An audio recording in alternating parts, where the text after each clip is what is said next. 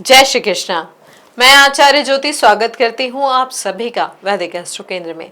दर्शकों, आज हम बात करेंगे आपके प्रेम राशि फल के बारे में। प्रेम राशि फल में जुलाई में ग्रहों की स्थिति क्या होगी, ग्रहों का गोचर कौन सा होगा और उस सब का प्रभाव आपके प्रेम जीवन पर किस प्रकार से पड़ेगा, ये हम समझेंगे धनु राशि वालों के लिए। धनु राशि वालों की स्थिति किस तरीके से बदलेगी इस महीने में, उसको जानते हैं। लेकिन शुरुआत करने से पहले मैं अपने सभी दर्शकों से अनुरोध करना चाहूंगी कि इस वीडियो को लाइक करें, शेयर करें, बेल बटन दबाकर चैनल को सब्सक्राइब जरूर करें। देखिए दर्शकों, धनु राशि वालों की अगर हम बात करें, उनकी स्थिति को अगर समझे तो ये ना, इनको आज़ादी चाहिए होती है, फ्रीडम की वैल्यू ये जानते हैं और इसे समझते भी है।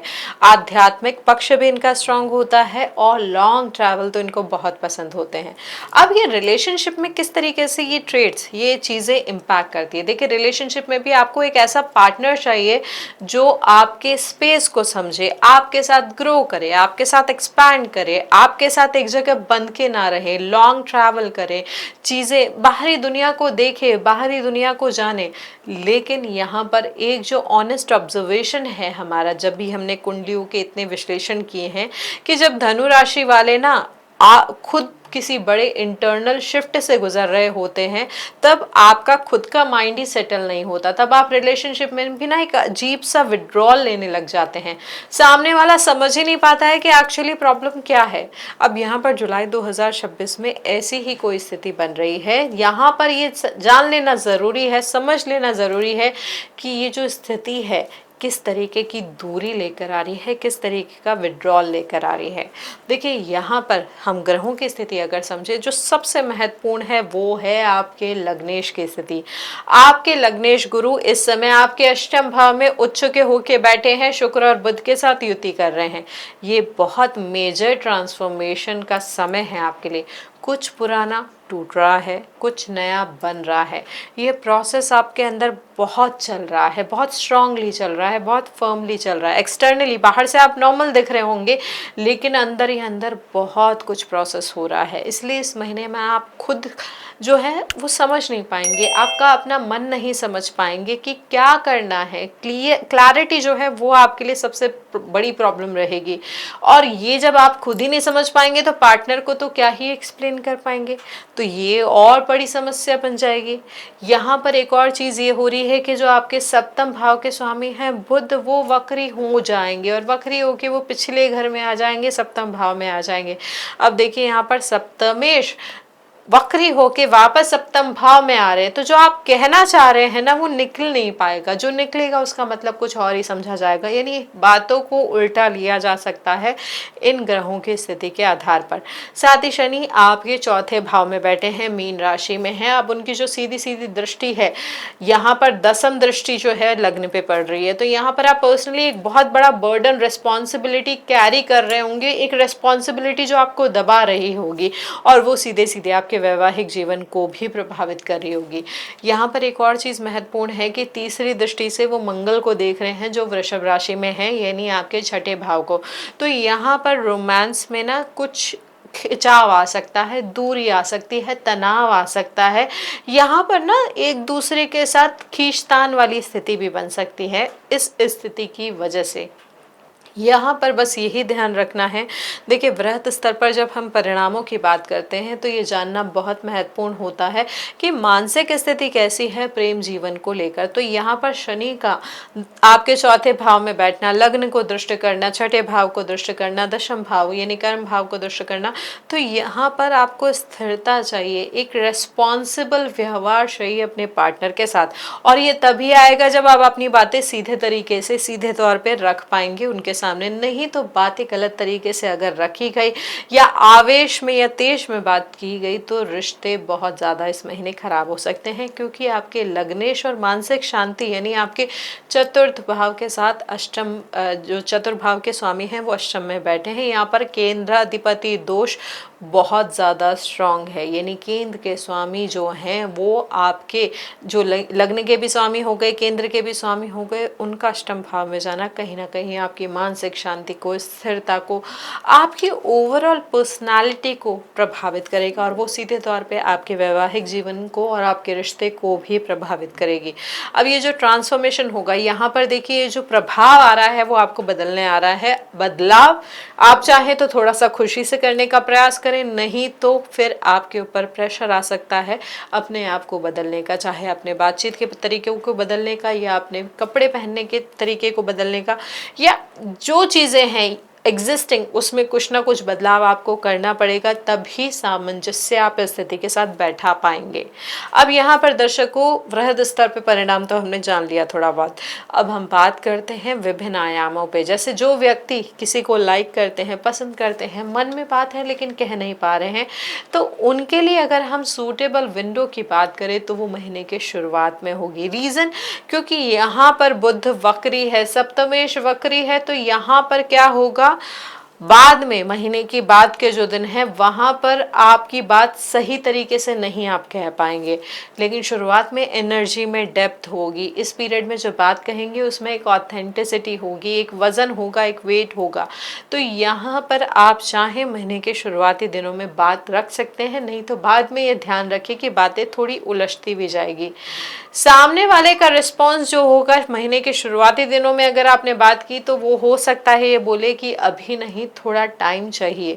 इस तरीके का रिस्पॉन्स इस समय आ सकता है। देखिए शुरुआती समय की विंडो अच्छी है, लेकिन क्योंकि ग्रहों का जो प्रभाव है वो सीधे तौर पे अभी आपको रिश्ते की तरफ नहीं भेज रहा है, थोड़ा समय अभी चाहिए होगा। ये रिजेक्शन नहीं है, ये जेन्युइनली एक प्रोसेसिंग टाइम है।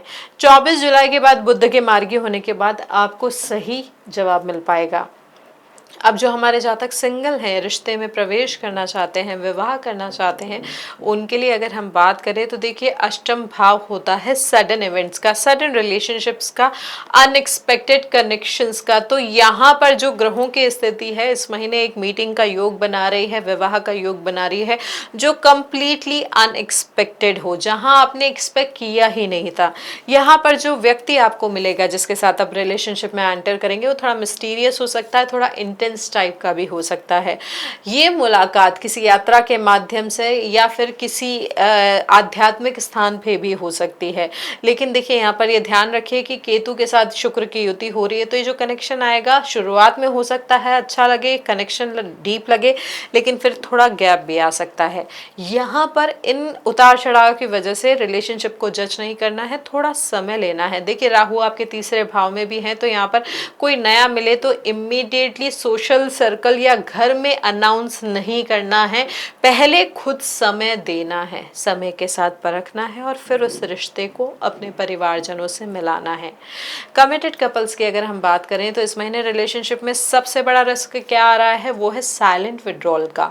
आप इंटरनली इतने ज्यादा परेशान होंगे, इतने बिजी होंगे, यहाँ पे पार्टनर को ये लग सकता है कि आप सामने तो हैं लेकिन सामने होते हुए भी वहां नहीं है, यानी मेंटली एब्सेंट है। ये ऑटोमेटिकली ना आप दोनों के बीच में दूरी बढ़ा सकता है, डिस्टेंस को और गहरा कर सकता है। यहाँ पर कम्युनिकेशन भी बहुत ट्रिकी रहेगा इस महीने। पार्टनर जो कहे उसे लिटरली लेने से बचना है, क्लियरली पूछना है कि एक्चुअली आपकी बात का मतलब क्या है। यहाँ पर घर और परिवार की जो जिम्मेदारी है उसका भी जो प्रभाव है रिलेशनशिप पे आ सकता है, प्रेशर आ सकता है परिवार की वजह से उस रिश्ते में आगे बढ़ने का या रिश्ते में किस तरीके की स्थिति है उसको समझने का। 15 जुलाई से पहले जब गुरु अस्त नहीं है तब यहाँ पर आप अपनी चीज़ें जो है सेटल डाउन कर सकते हैं, अगर कुछ प्रॉब्लम है उसको सॉर्ट आउट कर सकते हैं, क्योंकि जब गुरु अस्त हो जाएंगे तो चीज़ें सुलझाना थोड़ा सा डिफ़िकल्ट हो सकता है। अब यहाँ पर वैवाहिक जातकों की भी स्थिति अगर हम समझे तो देखिए क्या हो रहा है कि शनि वक्री आपके चौथे भाव में हो रहे हैं, महीने के अंत में हो रहे हैं लेकिन हो रहे हैं। चौथा घर होता है आपकी माँ का, फाउंडेशन का, मानसिक शांति का। तो यहाँ पर क्या होगा, प्रॉपर्टी से रिलेटेड, माता से रिलेटेड, घर की जिम्मेदारियों से रिलेटेड, फैमिली मैटर से रिलेटेड कोई पुरानी बात उठ सकती है जो आपके रिश्ते को प्रभावित कर सकती है। हालांकि यहाँ पर गुरु की दृष्टि भी पड़ रही है तो यहाँ पर प्रोटेक्शन भी है, क्राइसिस आएगा लेकिन वो ज़्यादा बड़ा नहीं बन पाएगा अगर आपने कॉन्वर्सेशन को यानी बातचीत को सही और तय तरीके से रखा। 15 जुलाई से पहले जब गुरु की स्थिति ठीक है, जॉइंट डिसीजन हो, चाहे फैमिली से रिलेटेड या प्रॉपर्टी से related, as a couple as a partner आप ले सकते हैं। आपको वहाँ पे क्लैरिटी रहेगी, वहाँ पे आप एक दूसरे को समझ पाएंगे, एक दूसरे के डिसीजन की रेस्पेक्ट कर पाएंगे।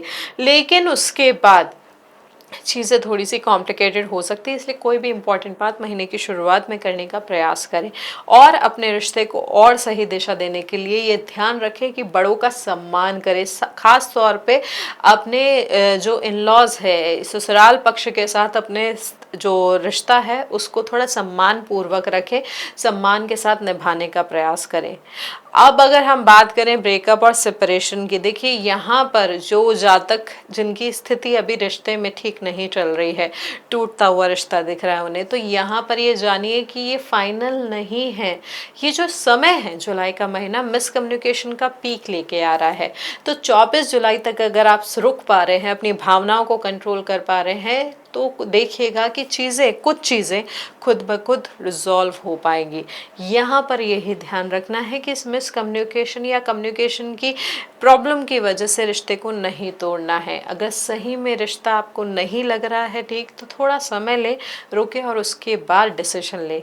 साथ ही फॉरबिडन अट्रैक्शन की अगर हम बात करें तो यहाँ पर ये जो योग बन रहा है वो शॉर्ट ट्रिप के माध्यम से बन रहा है, या ये भी पॉसिबिलिटी है डेली रूटीन में आप जिन व्यक्ति को जानते हैं उनके साथ एक अलग कनेक्शन, अलग चीज़ डेवलप हो जाए। देखिए ये ध्यान रखें कि जो स्थिति है, शनि आपके लग्न को भी प्रभावित कर रहा है, गुरु अष्टम में है, तो अष्टम sudden attraction, sudden events they सकते हैं, लेकिन शनि लग्न को प्रभावित कर रहे हैं। चीज़ें छुपी हुई नहीं रहेगी, चीज़ें सामने आएगी और आपकी जो सोशल इमेज है उसको खराब कर सकती है, बहुत ज़्यादा कर सकती है। तो यहाँ पर ये ध्यान रखें। तो दर्शकों, ये था हमारा विश्लेषण धनु राशि वालों के लिए जुलाई 2026 का। देखिए ओवरऑल समझे यहाँ पर, तो आपकी लव जो प्रेम जीवन है, लव लाइफ है, उसके लिए इंट्रोस्पेक्शन का महीना है, एक्शन का नहीं है। देखिए राशि का स्वामी अष्टम में गया है, तो ये आपको भीतर से बदलने का टाइम दे रहा है, टाइम है ये भीतर से बदलने का। जो रिलेशनशिप है उसे इस महीने और केयर की ज़रूरत होगी। यहाँ पर कोई बड़ा डिसीजन, बड़ा मूव नहीं करना है। इस महीने आपकी सबसे बड़ी स्ट्रेंथ क्या होगी? आपकी ऑनेस्टी। जब धनु जेन्युइनली कुछ फील करते हैं तो वो ऑथेंटिक होता है। उसी ऑथेंटिसिटी को इस महीने अपनी क्लोजेस्ट रिलेशनशिप पर अप्लाई करें, चीज़ें आपके लिए अच्छी जाएगी। आप समझ पाएंगे कि किस दिशा में इस रिश्ते को लेके जाना है या जो प्रॉब्लम्स है उनको कैसे ठीक करना है। तो ये था दर्शकों हमारा विश्लेषण। अगर आप इसको कनेक्ट कर पाए हो अपनी लाइफ के साथ तो इस वीडियो को लाइक करें, शेयर करें, बेल बटन दबाकर चैनल को सब्सक्राइब ज़रूर करें और हाँ, कमेंट पे अपनी राय ज़रूर बताएं। साथ ही अगर आप अपने प्रेम जीवन के बारे में, अपने वैवाहिक जीवन के बारे में और जानना चाहते हैं तो आप हमारे साथ DM के माध्यम से भी जुड़ सकते हैं। हरिओम दर्शकों।